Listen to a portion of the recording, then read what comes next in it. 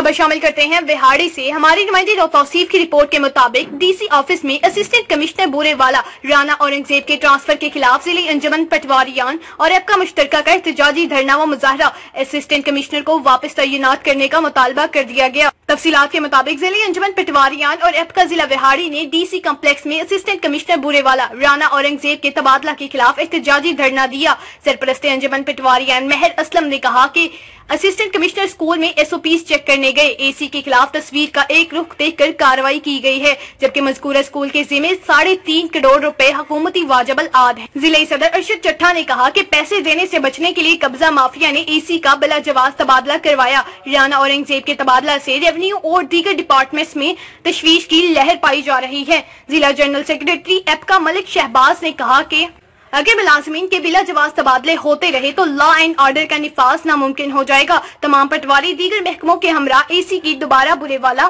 तकर्री तक कोई रेवेन्यू इकट्ठा नहीं करेंगे। सदर डीसी कम्प्लेक्स पीर ताबिश ने कहा कि मुतालबात की मंजूरी तक हड़ताल और एहतजाज जारी रखेंगे। मुजाहिरीन ने साबिक असिस्टेंट कमिश्नर राना औरंगजेब के हक में भरपूर नारेबाजी भी की।